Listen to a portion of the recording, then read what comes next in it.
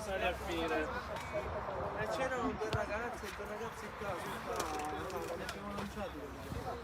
Secondo me non poi sto numero hai visto? Ho fatti 6. E l'ho preso. E io non ci avevo portato. È l'unico che ho visto.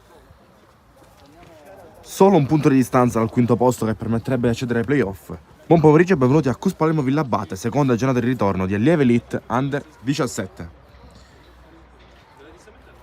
Attualmente 4 i posti in classifica di differenza tra le due squadre e 7 punti di distacco che già sono incontrati il 30 settembre durante il girone andata, partita falsa la prima sconfitta stagionale per i ragazzi del Cus Palermo per 2-0 in casa propria del Villabate e queste dalle squadre che hanno effettuato i loro ingressi in campo.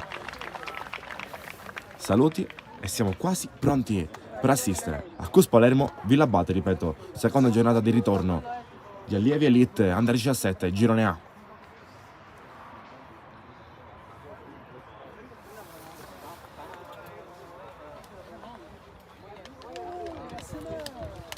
Palermo che sarà in maglia rossa sotto casa giacchetta bianca contro il Villabate maglia rossa e nera e gialla. I saluti dalle due squadre.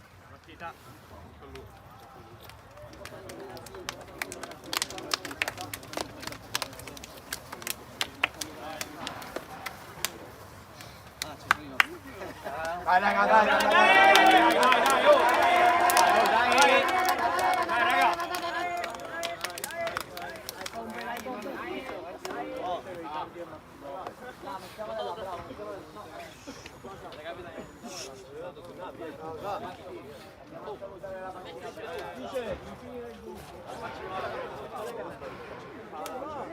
Dai ragazzi, andiamo a salutare la panchina avversaria, dai. Stanno facendo